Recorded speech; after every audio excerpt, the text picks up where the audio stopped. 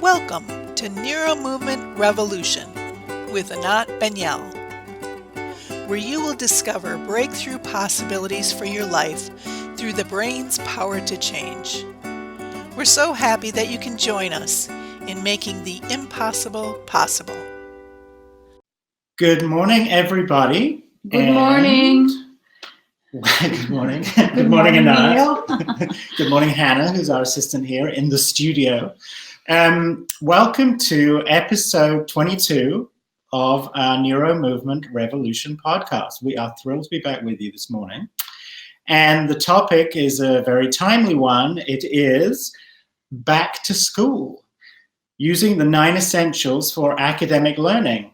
So, this is a very rich time of year for every family with a school child. There's, a lot of excitement. There are a lot of mixed emotions, both from parents and children about starting school, and from the teachers too. Anat and I have just had the privilege of working in a school division in Canada. And it was thrilling to be welcomed so warmly and to be able to work with an extraordinary group of people. So we're thrilled that we can address this topic, with you, the listeners, today. So we're very keen to have any questions that you may have, that things on your mind about your child starting a new classroom, Or the same classroom, and any tips that you could be looking for that could help ease that transition into the new year, and also help promote learning for your child and or children if you are a teacher yourself. So, Anat. Yeah, hi everyone, and we are thinking specifically, how could you apply the 9 essentials? Now that we have gone through all the essentials, and if you haven't listened to all of them or any of them, they are all through our website. You can listen to the discussion about each and every one of the essentials. And I don't think we have questions at this moment yet. We haven't had any submitted for now for this week, but yes. Oh yeah. We have people saying hi. So Maggie Tsame from Germany, hi Anat and Neil, see you in 18 days in the training. Yes. Susan Notches, good morning to you too. Good morning, Susan. Yes, wonderful.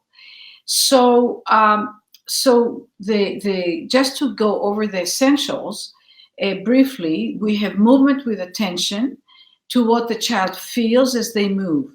So as Neil mentioned, we were in Canada and we worked with a teacher, the aides in the classroom, the teachers, the coaches, the teacher coaches, the people who help with the programming of the curriculum and programming for children with special challenges. And our job, my job when I was presenting, was to first introduce to them the 9 essentials, and then to facilitate for them to start thinking and imagining how they could use the essentials in the classroom. And as you may already know, a lot of the essentials are counterintuitive to what people are used to doing or believe should work. So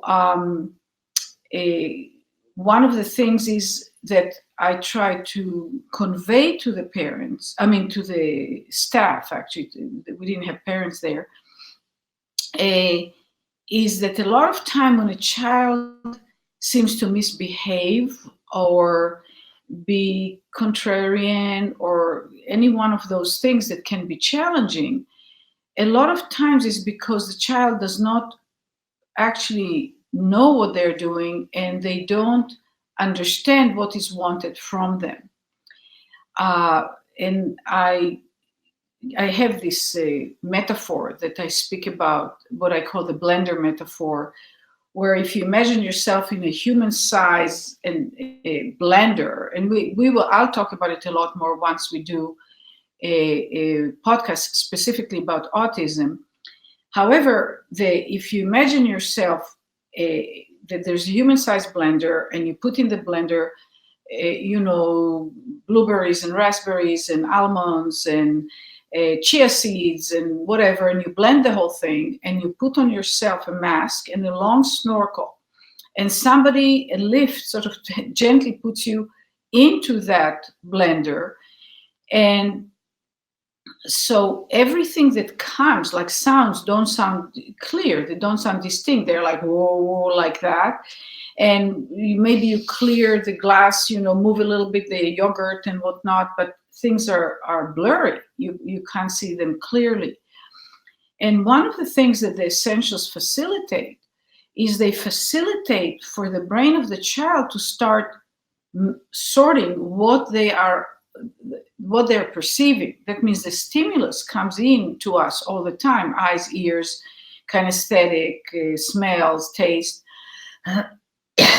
Excuse me, that comes into us all the time. It's the brain that has to sort it out, that has to make sense, to put order in the disorder and make sense out of the nonsense.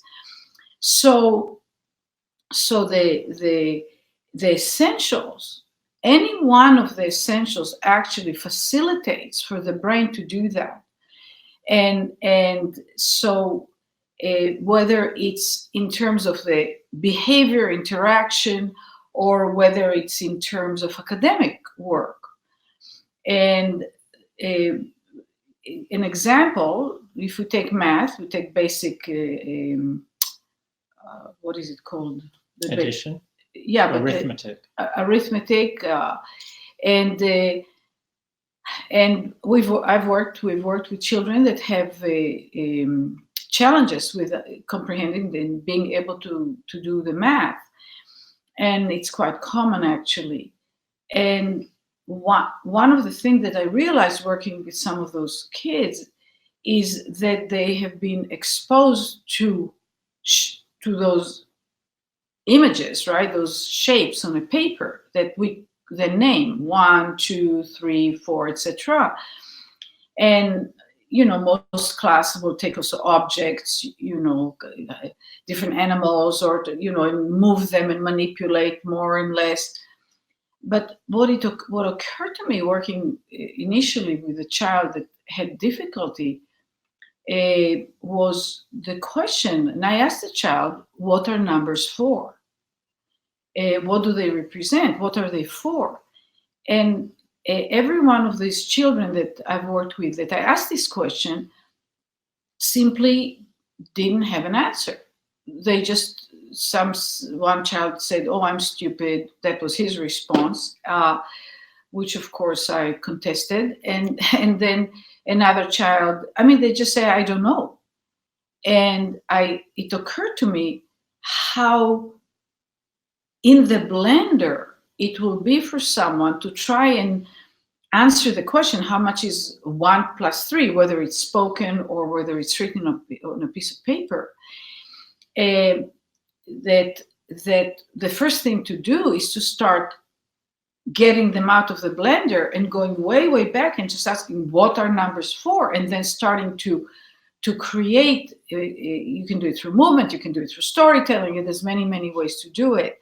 So like for an example, that one child I'm thinking of, he started understanding and some comprehension, actually, that numbers represent a quantities, how much or how many we have of something, or of course, within it, built in is more and less, but how much? It's like we count how many we have, then we can create over time, evolve mathematics into extremely sophisticated manipulations. But it starts somewhere, and very abstract stuff, but it always starts somewhere.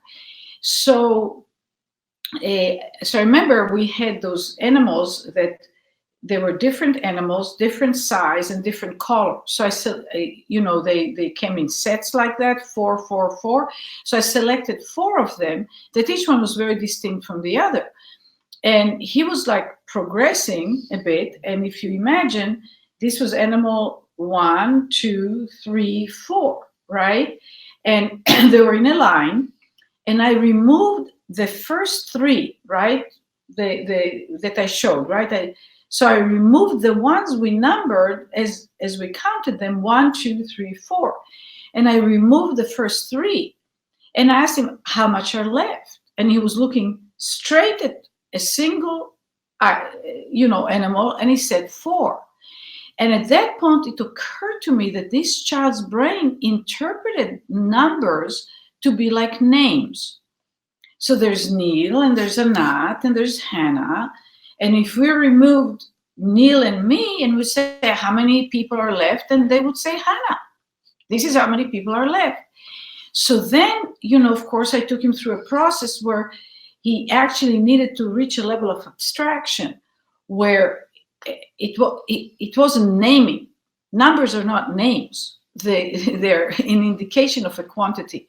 So this is an example of looking to get the child out of the blender. And the idea is to use the essentials in a variety of different ways to help the brain differentiate and put order in the disorder, make sense out of the nonsense. Do we have any questions already? We do. We have okay, a question. by the way, I'd like to do this whole thing be questions. I mean, I gave you a background now, and let's do questions. So this is from Rachel Hansen DeVito. Hi, thank you for joining us. Our biggest trouble is that I think the school tries to have my son do things that are his age level instead of starting where he is. For example, trying to get him to use a crayon to scribble when his fine motor skills are at a 6 to 15 month level. Any suggestions for OT skills? He has Dravet syndrome, a genetic disorder that causes seizures and delays. Okay, so first of all, Rachel, hi, and thanks for the question. And so partially, in your question is already embedded the answer. I would love to know how old your child is, because that will be helpful. So how about I'll get right back to your question. Just let us know the age of your son, and let me take another question in the meanwhile. At the moment, that's the only question we have. Oh, okay. So I'll wait for the answer. I think, one of the things that came out for me last week was, we have the essentials, we practice the essentials, we think, yes, obviously at the beginning it can be a bit daunting, but then you figure out, a way to introduce the essentials into trying to teach the kid something. But then you're still trying to go directly for the outcome just by weaving a couple of essentials in, rather than really taking this long view. Yes. Would you like to say something about that? Yeah, absolutely. As we were teaching it and we were interacting with the staff, with the aides and the teachers, I realized all of a sudden that they were still, remember the flexible goals essential? They were skipping that. They just started seeing the essentials as a way to try and manipulate the child in the situation to get an immediate outcome. So your question, Rachel, was, he's not at the age that they want them, he's not performing at the expected level of, skills and so on for his age. And, those people, and it's very common. It's so embedded in us. Also, the teachers and the aides are expected by the school and by the curriculum to provide outcomes, and they're dependent on the children to make them successful, basically.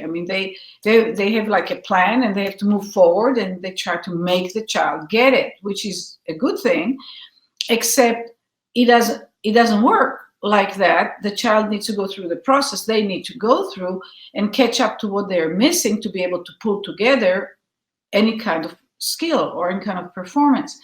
So I realized as I was teaching that now they were using the essentials to try and force an outcome right now. And when you say the long view, for me, it can be the long, it can be short. We don't know how long it will take. We just dance with where the child is at, providing the opportunity for further differentiation and further, increase of complexity of underlying neural networks that allow for the next thing to be possible to do.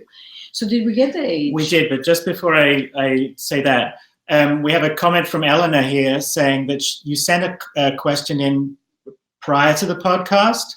We haven't got that. I think it may have come in after our cutoff for getting the information. So please do ask your question again on the Facebook feed.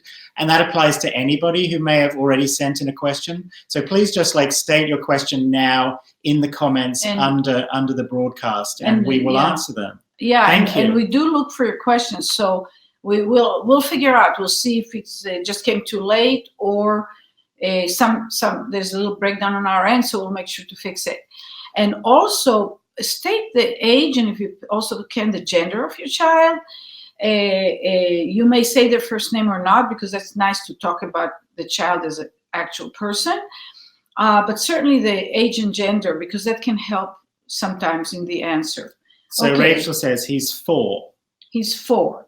And he's a performance... she says 6 to 15 months level in terms of fine motor skills. Yeah, 6 to 15. It's a pretty wide spread. That means there are some things he does. I assume that means that some things he does better, and some things he does that it's not an even thing. Some things he can do more like a 15-month-old, and others more like a 6-month-old.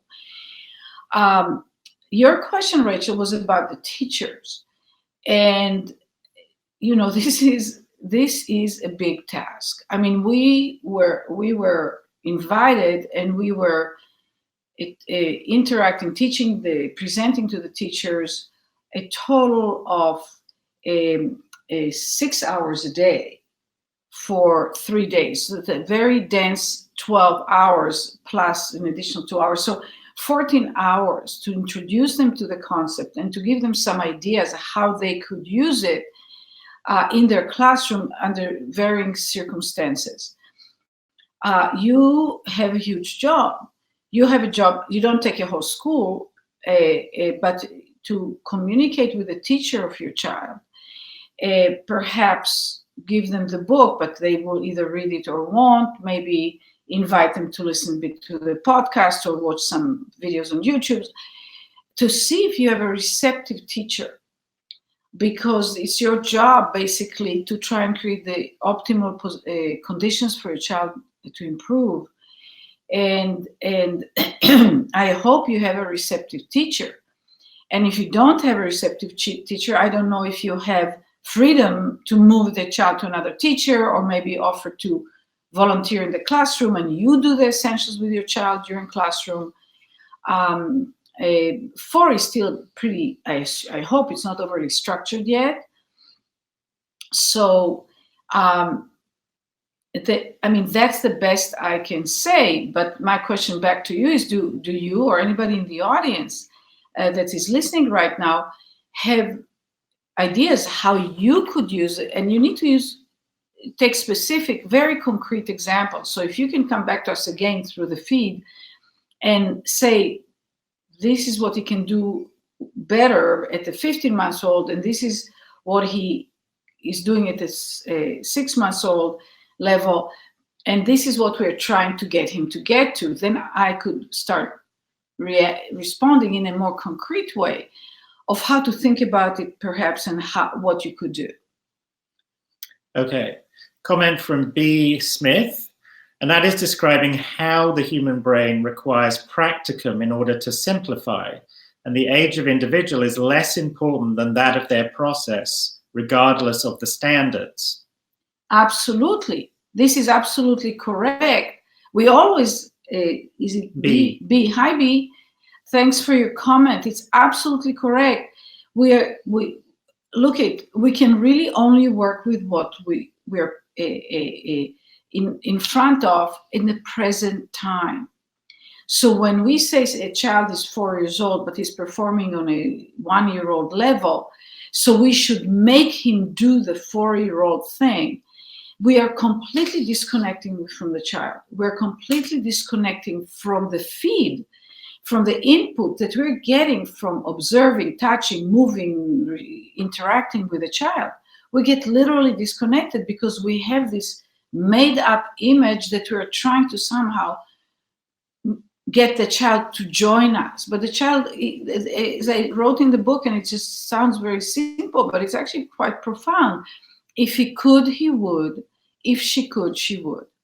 There isn't a child lying there and say, "Oh, I'd rather just not have a more evolved, developed coordination. I'd rather not do what the other kids are doing." No, they're doing what they can do.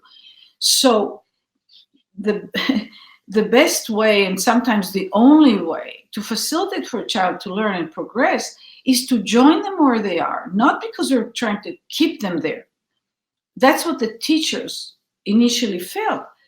If I join the child where they are and I interact with them in relation to where they are, the feeling can be that I'm actually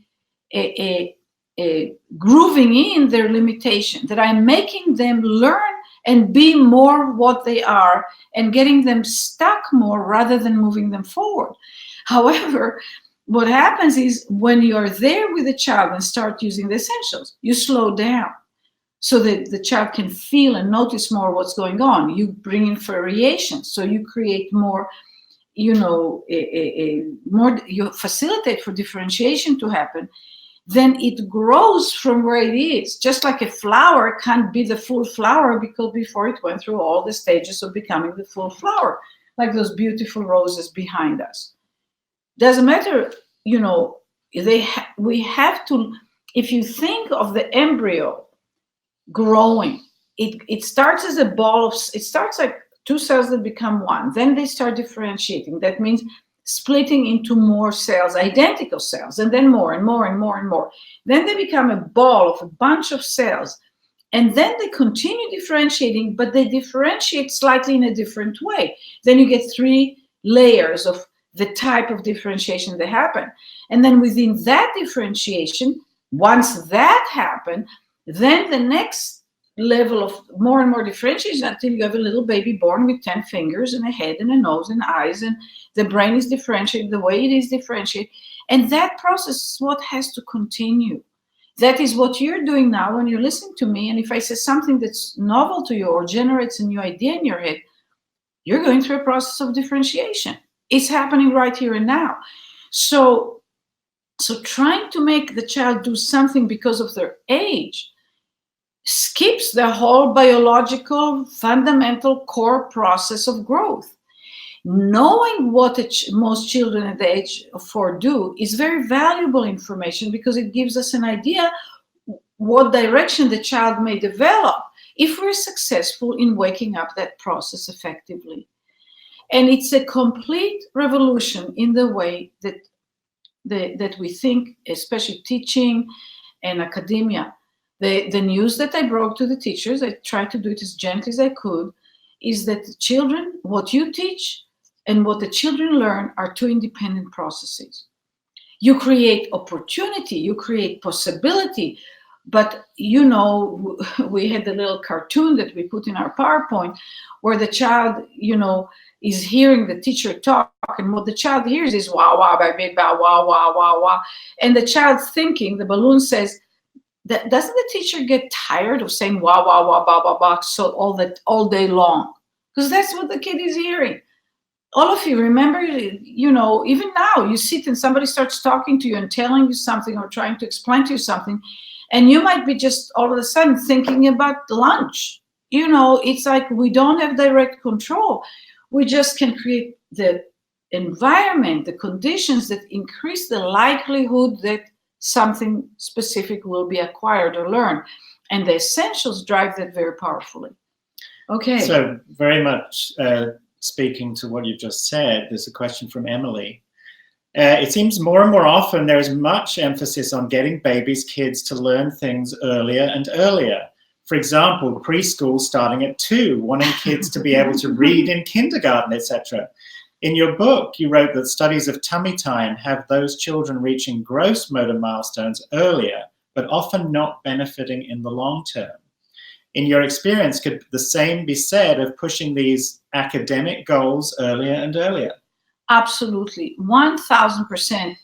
First of all, in terms of the trying to push the motor milestones sooner, it really doesn't make a difference in the long run in the sense of acquiring those, but it is very, very possible, and studies can be made that haven't been done, as far as we know. Maybe by now somebody was questioning the legitimacy and desirability of doing that with children.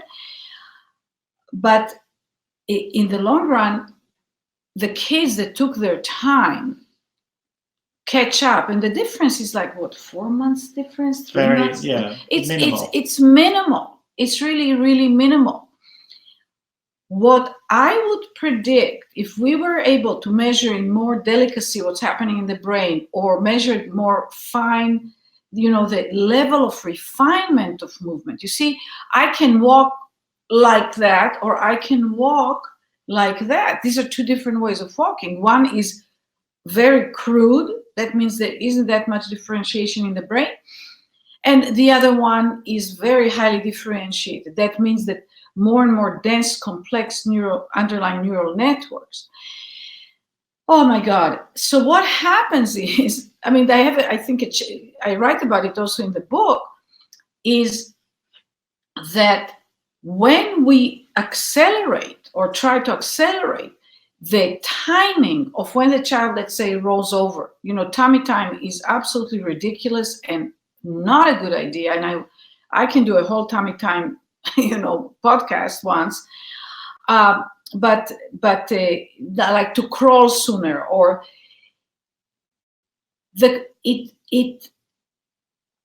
first of all, I'd say my conclusion, and then I'll back up and explain a little bit.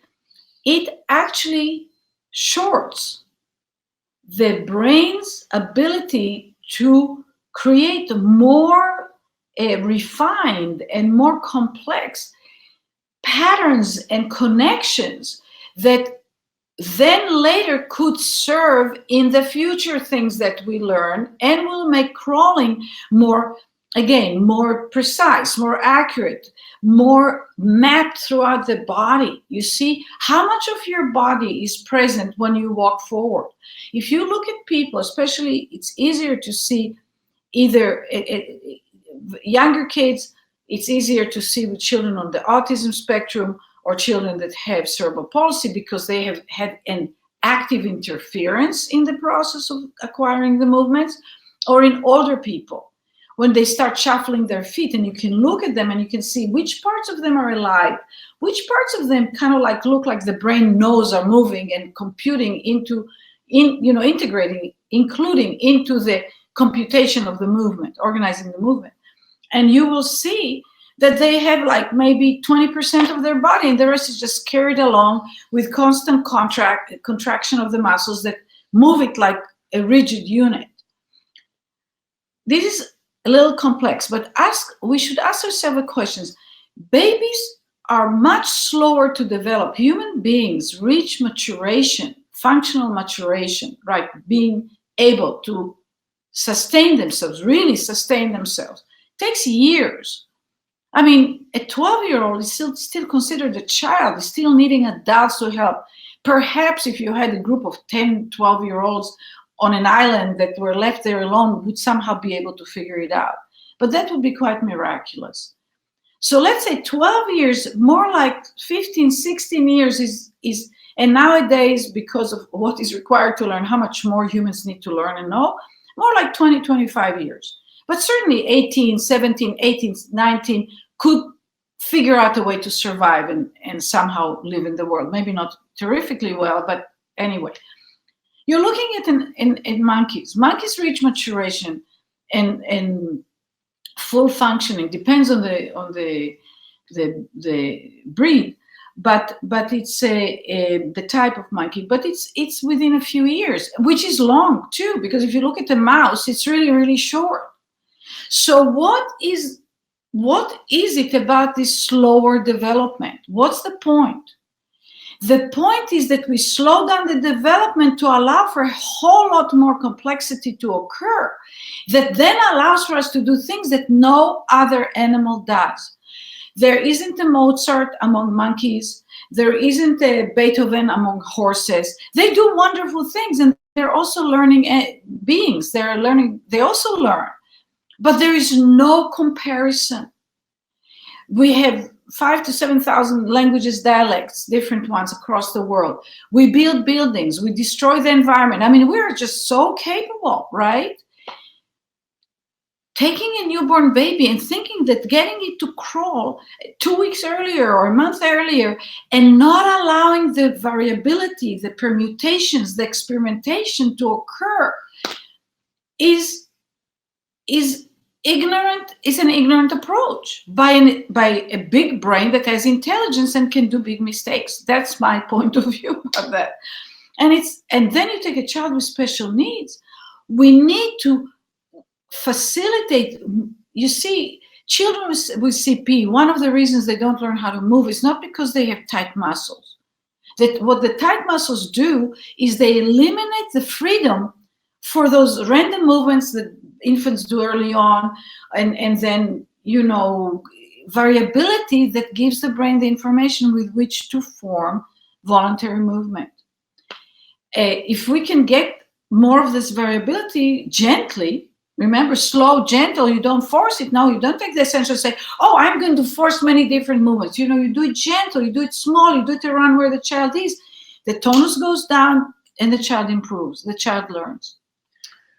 And I think, you know, that, you know, you can very clearly then translate that to an academic setting. Because, you know, our filmmaker, Geordie, who made the movie A Life Unbound, he told us this fabulous story of his daughter, who had not been taught to read, but she'd been taught the shapes of letters, and they'd had whole sort of like storytelling around them, and dances and playing. And she went to a new school because he was traveling. And she arrived, and they'd all been working on reading with phonics, and they'd like recognized and said words. She had, you know, came in that morning unable to read. By the afternoon, she'd read 5 books, and the teachers were besides themselves because they couldn't understand who this child was, this like weird being. Yeah, and they called Geordie in. And they said, what did you do with this child? Because now she's reading better than anyone in the class, and we've been at it now for a while. And he told them, because I said, we're doing something really wrong if this kid can learn in one day. And that is what I brought to my daughter's school, not as much. I mean, I didn't, but I just brought, you know, I used movement with attentions and had them do the different shapes of the letters with their body lying on the floor. And then we do it with paint, and we had them paint with we arranged it with the parents ahead of time, but we had them wear clothes that could get dirty, and we did large pieces of paper and buckets of paint, and they painted shapes. They didn't do letters. They first just did shapes with their feet, with their butt, with their elbow. They just mushed their whole being, visual and kinesthetic, because letters, capital letters, they're half a circle, straight line, dot, and a wavy line, and you've got the full alphabet in English. So anyway, and that it accelerates the learning. It makes it fun, and everybody can relax. Hello, they're going to learn it. Except instead of spending, you know, grinding for weeks, it can be done because when you do all this variability with anything you do, it serves the purpose of what we're trying for the child to learn. But it also creates an enrichment that will serve the many other things that we don't even know ahead of time what they are. If we narrow down and try to get the child to be on the tummy 5 minutes after they're born, where normally if you don't do it, it's around 4 months that it will happen. But in those 4 months, all the permutation and the coordination between the movement in the head and the eyes and the twisting of the spine and the timing of it and the activation of the lower back muscles and the learning to use the weights of the legs and all that stuff is unbelievably rich and will serve so many other things, including when you're 40 years old. And we don't know that half or less, probably 1% of what it serves, because it's so complex, and we can just have the understanding to work with the way the system, if you observe it, is built, rather than trying to get our fears and our anxiety and our ambition to get those little things to be better machines, you know. Yeah. Okay, so we have several questions now. Now we're getting the questions. Great. So Elena, thank you for sending your question. She says her son is 6 years old, nonverbal, on the spectrum. Recently, he is displaying OCD-like behavior at school. It's a specialized center. He's there for almost 6 hours a day. At home, for example, in the evening, he keeps getting out of bed, checks a toy or the carpet, then back to bed. He stays for a few seconds, then he does this again. This took 1 hour and a half last time. He was obviously tired and he cried, but we could not calm him down. We tried to stop the behavior, hide the toy, remove the carpet from the room.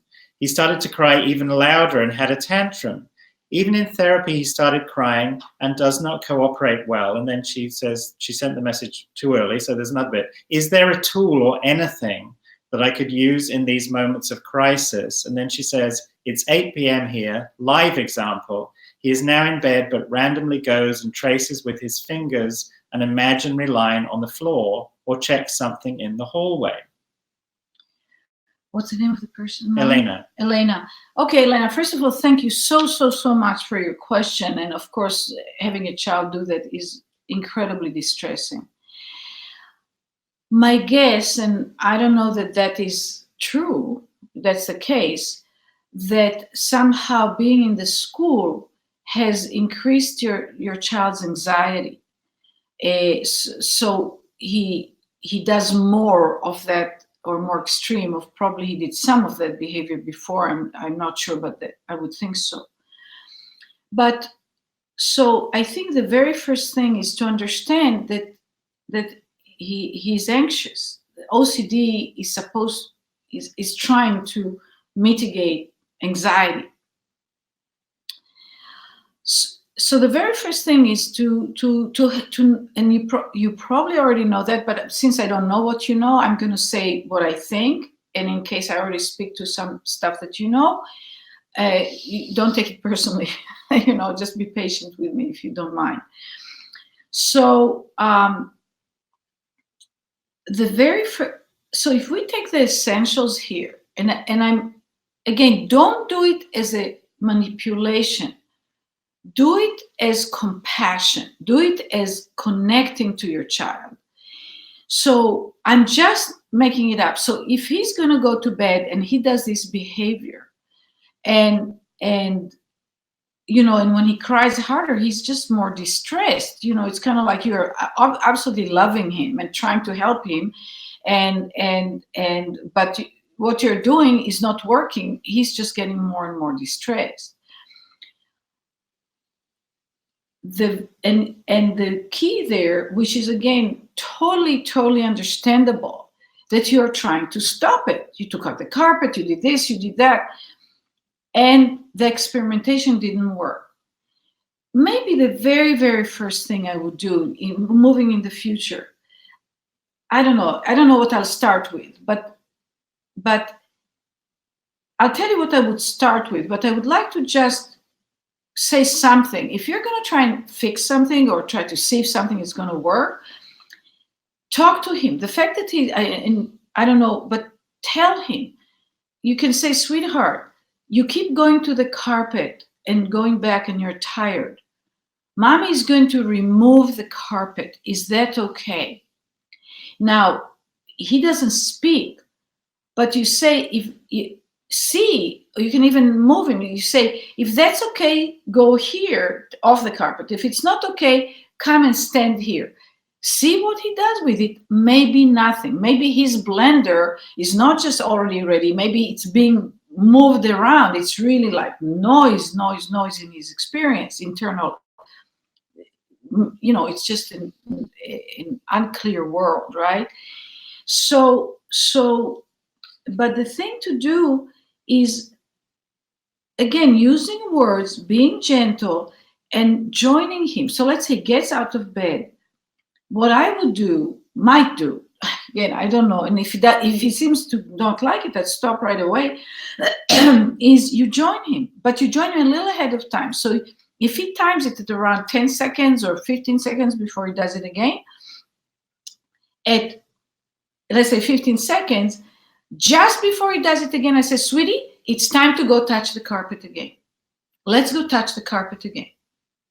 And then you go, and now let's go and do it. I know it was two separate examples, but I'm just using it. And now let's make a shape But what is the shape? Is that a cat? Or is it a balloon? Just be little variations. Get him to join him so he can have, so to speak, a perspective of what he's doing. He can start possibly having a say. And then you say, now let's go back to bed. And I'm going to count to 10. Or you said count to 4, so he doesn't jump beforehand. And you say, and now let's do it again. And you say, now let's go back. And how much are we going to count? Are we going to count to 3? Are we going to count to 7? You join him. You start varying with it. You don't fight it. Because the more you fight it, the crazier he will go, because he's so misunderstood. He needs to do it for, let's not decide why. Something in him needs to do it. It serves something, but he can't stop it. So, and I don't know that it will stop it or not. But then you can vary and say, how about we do it if you have a sofa in the living room? And you say, and you, I don't know if he allows you or not, but to hold him and say, how about we do shapes while you're in my arms? He might relax and fall asleep. And then you carry him to bed and put him in bed. I don't know, but I think maybe I'm giving you some sense of how to approach this situation, and the whole idea from fixing to connecting. And don't get hard on yourself for wanting to fix it. It's unbelievably difficult. Okay. So a question from Kavita in London. Hi, Kavita. Her son is 2. He's not yet of school age, but may be joining a nursery soon. They seem to be very open to learning about ABM, and I've directed them to your book. My concern is because they use various standing frames and other equipment, and I have said I wouldn't be happy with this as my son is not even yet sitting, they have asked me to provide alternatives they could use for him. I said an alternative was to have him on the floor. Are there any other tips I could give the nursery in terms of equipment that a child that doesn't sit or roll that they could use? 0 equipment. Now, he needs to be moved. I don't know what they do in the nursery. Does your Kavita? I know it's not instant. You can't just talk to me back, which is I would have loved that. But does he get lessons? Because he sounds like he's. Yes, he does. Yeah, I think I recognize the name. So if he gets lessons, just some of the time hold him and move with him in the room. Put him if they're reading stories or something, and the kids are sitting around. He can be put reclined so he can see and participate by perceiving what the other kids are getting, and just a lot of time on the floor and change his position. If he can lie on the side and reach for toys, give him toys. Talk to him. They should talk to him like he's an intelligent child. It's like you say, oh, and what you want, they will have to pay a little extra attention to him. Maybe you can come with him. I don't know if you're working and I wouldn't put him for too many hours to begin with, both for him and for them. So you pay for the full time, but you keep him there for an hour in the beginning or 2. You might want to be with him in the beginning too. And not to put him in standers and not to sit him up all propped up, but he in one of those kind of reclined things. Because he's not able to carry, organize the weight to go through his skeleton. So it's important he's supported, and see if they're up for it, and see how he likes it. He might like being around other kids and seeing them run around, and he also will get some input that way too, which might be useful in the long run. Question from Jim. Hello from California. This is hi. I live with my future stepson, 14 years old, moderate autism. He's having a hard time with accepting and getting ready for school. He displays self-injurious behavior, aggressive, hitting his mother and myself for 20 to 40 minutes. He then gets ready for school. Oh. We have tried highly desired items. We need other suggestions. He has also protested with no school the night before and the morning of a school day. His mother said, you need to earn a paper to get out of school, finish 9th grade and high school. I've spoken to you both before. I have CP and I'm a retired speech ed moderate severe teacher after 22 years. His mother has had lots of training with the SELP and the BCBA. Okay, so I don't understand the sentence. You need to earn a paper. What is I earning think a paper? she's telling her son that he needs to finish 9th grade in high school. Yeah, but what does it mean you need to earn a paper? What is earning a paper? To write a paper? I don't understand. To pass a paper to get out of school. To pass a paper? Pass. So he needs to get a certain level of qualification before they'll allow him to get out of school. So if he doesn't want to go to school, he won't pass the paper. Yeah. So pass the paper? It's like an exam. An exam. Okay. I'll assume that that's an exam. Okay. So first of all, threats are really sometimes kind of like tempting the child or saying, I'll give you candy if you do this, can work. It's really important to develop more other ways to do that. I'm going to answer the question in a minute, but I'm actually going to suggest to you to contact Randy and get a little bit of coaching. She will be could be really helpful. I don't know if you've watched the 5-day parent-child workshop, or I have her on the podcast, so you don't even have to purchase anything before you experience her and how she operates. I would suggest a few things. Again, it's the use of the essentials, right? I'm getting distracted. Sorry. I'm trying to focus here. It's okay. You have to do that. But yeah, exactly. When he says he doesn't, first of all, I don't know what you mean he hits you guys for 20 to 40 minutes. I mean, are you standing there getting hit? Because that needs to change. And that requires a real conversation and knowing the exact situation and what is possible to be doing. I would work on changing that. I mean, if he needs to, smack a pillow or run around the house or get something to do that helps him, that's fine. But hitting you for 20 to 40 minutes and then going to school, I would look to change that right away. I just need to have a conversation to know more. In terms of the essentials, when he says he doesn't want to go to school, rather than trying to threaten him or to cajole him or this, he obviously talks. So ask him why. Ask him, but don't say why like psychological. I mean, he's little. He'll say anything. So we're not trying to get that kind of psychological interpretation. But you can say to him, what are there things you don't like about school? What are they? And he might say he doesn't like the color of the walls. It doesn't matter. And I could even make a list, and first of all, make a list.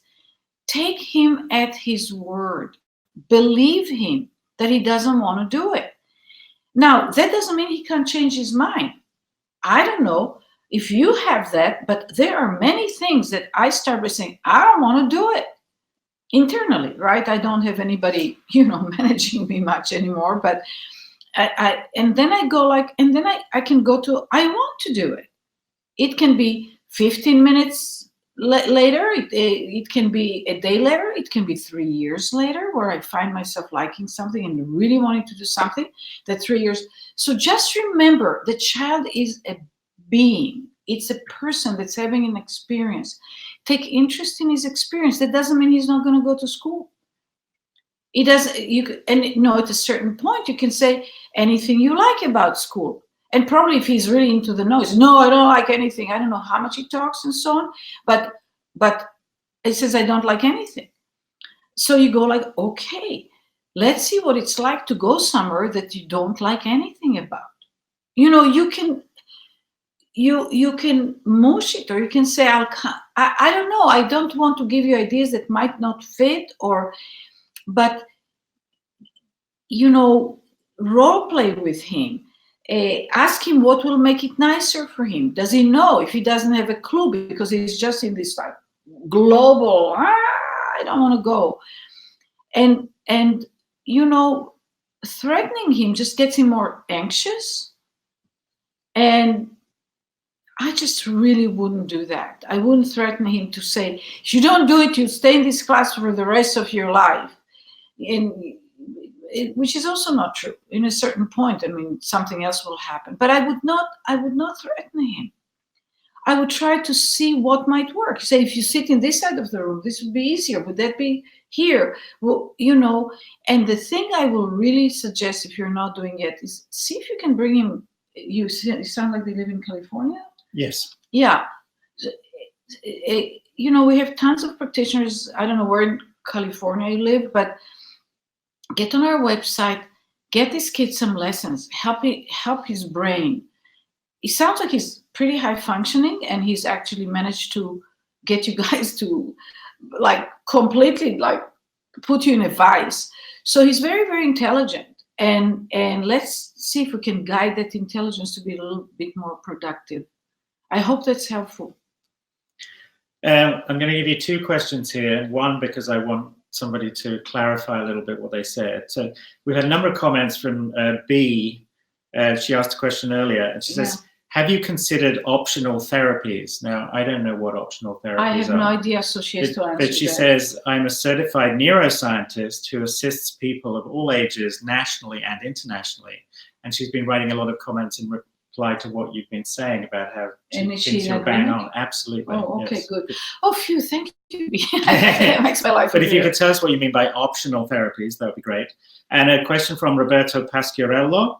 What is the number one place where people go wrong when trying to apply the essentials? Where do they go wrong? That, it's usually so much not my way of thinking, but, well, I think, I'll let you talk in a second. I think the main thing is trying, like we said it earlier in the podcast, is trying to get people, trying to use the essentials as a manipulation to directly fix a person according to, your prescription of what should happen. It's really, now, so you take variations and you do them because you're waiting for a specific outcome at a specific time. And that's not how the brain works. You do variations, and very often good things happen, new learning happens, but very often it's not what we planned for that moment. It will come or not, but it will come another time. That's one. So it's you see, that's why I put from fixing to connecting even ahead of the essentials, because the essentials, when you do them, facilitate connecting. You become one system, one brain for a brief period of time with the other human being that you're interacting with. You're not God, and you're not there to decide how they're going to be at a given moment. You're there, you're godlike in the sense that you have the intelligence and the heart and the willingness to apply what the essentials, wondering how it works for the other person, and you are in response. So when I made the suggestions about this boy on the autism spectrum that doesn't want to go to school, I don't know how he would respond to my suggestions, but if I were there doing it with him, I would observe his response. And if I see that it agitates him even more, I say, that seems to upset you even more. I'm not going to talk this way anymore. I'm going to try and do something else with you. And, I'll be totally authentic, and I will be with that person. I will go like, okay, it's upsetting you to see me, might be the case. I said, turn around and look the other way. And if you don't want me to talk to you because my voice is right now upsetting you, I'm going to write it in large letters and I'm going to put it in front of you and you read what I was going to say. Or I'm going to say, I'm going to give you a break for 15 minutes. You can watch TV. I'm going to come back and we're going to continue this conversation. I don't know what I'll do, but I will work with the child. I would say, how about we just forget about it for 5 minutes and let's go outside and kick the ball? I mean, you know, you can teach a child math through playing soccer. You know, it's if you're free, it would let you connect with your child. It would let you love your child rather than having this horrible job of trying to fix this kid that is not working quite right. Yes, go. You were going to say something. I was going to say, again, I don't think about it as wrong or right, but I think people have difficulty, like just even starting. They sort of get held up with, I can't do it yet perfectly, and I don't even know where to start.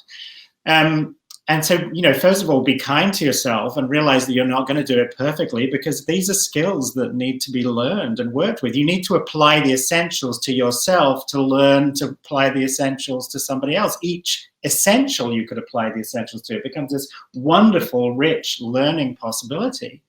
And then don't think that you have to generate everything. For example, with movement, with attention, you don't have to think up the movement. You're with a person in front of you. They are moving. Start where they are. This is exactly what Anat was saying. It's about the first thing to do is connect. And from there, you're in this process already. And then you start to play around with the essentials. And don't beat yourself up if you don't do it perfectly and every I time. have a demonstration. Listening to you, I just I'm going realized slow. I'm going very fast. No, you got me to think something that I didn't think before. You see, so you can't fail with the essentials.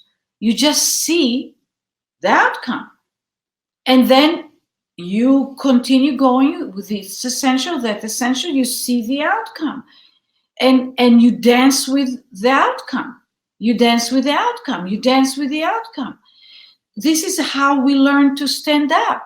We couldn't stand up. We were far, far from standing up when we were born. And then we got a little more erect, and then a little sitting up, and then the knees and hands, and then some of us monkey walk, and then we started, some on the knees standing or pulling on the sofa to standing. And how did we know where to put the feet? There was the feet didn't know where to go. They don't. The feet go on one side, the feet go on another side, they go on the back of the foot. The ankles are with a regular, typically developing child, very, very pliable. But when the foot goes one way, it's not very effective. It doesn't give much oomph for the upright position. You put the foot closer to yourself, and all of a sudden, it's easy to stand up. The child doesn't know, doesn't verbalize it, but the child feels it. And it narrows down the sphere in the direction in which they'll put their feet. That's how we learn. So there's no way of being wrong. That's why variations is an essential. You do variations and you help the brain learn. And there aren't the right variations. There's just variations. And then you see which ones work. I mean, you don't want to hurt somebody. You don't do... Anyway. The mother with the carpet taking it in and out, with a child, she tried the variation, really didn't work. Bring the carpet back and apologize to the child. One more question. Okay, we're almost done. We're almost done. So this is from Nicole Morris. Hi, Nicole. My daughter is 11. She has CP. The physiatrist and neurologist told my husband the signal from her brain to the muscles is so weak, nothing can be helped. Oh. Her weakness is a level 1 out of 5. Thoughts, advice, ideas. She understands, she talks, she's intelligent, but so weak and wobbly. When she uses a walker, she has no muscle strength. She can't control much. Do you think the signal from the brain can be improved? Oh my God, to just say,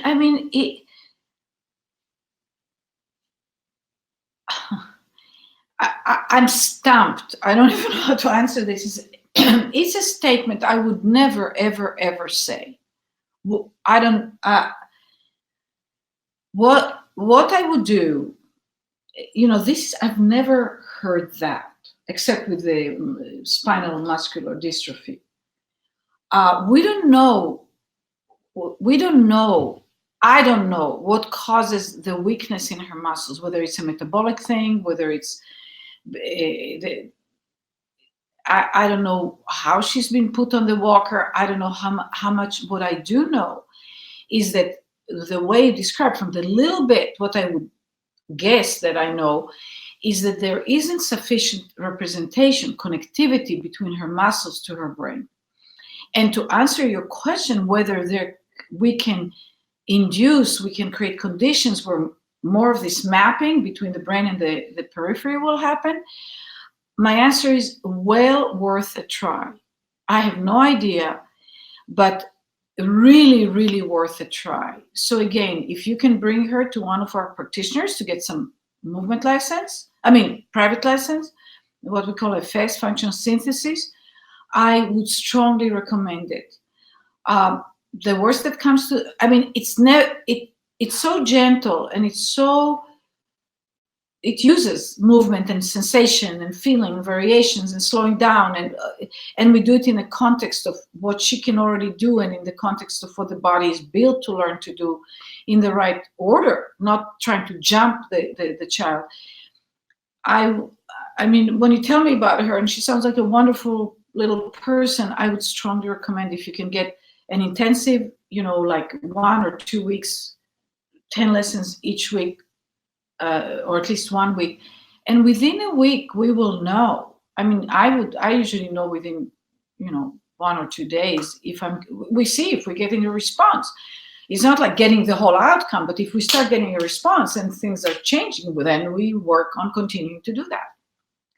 Thank you guys for listening. Good luck with the school year. Practice the essentials. Come back to the next podcast. Ask more questions. And you have the opportunity to re-listen to these podcasts anytime you want. You can go to our website. That gives you all the information on, they're there archived, and it tells you all the other places that you can go to listen to them again. And I also would like to mention the 5-day parent-child workshop that you can get streaming. And we go through the essentials. We take the adults, through movement lessons, and then with specific kids, how every day was learning to use 2 of the essentials applications. Now it will be those children, but you'll get more ideas and freedom how you could in your own life apply them if you would like to do that program. Thank you. Thank you very much. And please do send your questions to us. When you see the new topic for the podcast coming up, it's great for us to have questions to interact with right from the get-go. And also, if you see that we have a guest speaker coming up, like Dr. Michael Merzenich, please do send us some questions to ask Mike. Yeah, absolutely. I think we're actually going to be interviewing Mike tomorrow, I think. So it's pre-recorded because he's traveling. He's being Mike. He's gone most of the time, but we're gonna interview him tomorrow. And we will broadcast. We don't know exactly. In a few weeks, we'll broadcast it. Mike Merzenich is considered by many people the father of neuroplasticity science. It's his research that gave us the realization that the brain can change throughout life. And we're going to be interviewing him tomorrow. So if you email today questions to ask Mike, you can Google him, Mike Merzenich. It's with a Z and a CH in the end, Mike Merzenich or Michael Merzenich. You can find out about him a bit more. We would love to have your questions. I, of course, have a million questions for him, and so does Neil. So if you don't send questions, we'll ask some questions, okay? All right. Have a fantastic, fantastic day and Thank you very much. School year. Thank you for joining us on NeuroMovement Revolution with Anat Baniel. You will find all of our podcasts and additional resources on our website at www.anatbanielmethod.com. You can also subscribe to this podcast for free on iTunes, iHeartRadio, Spotify, Google Play, Stitcher, and TuneIn. We look forward to seeing you online for our next NeuroMovement Revolution.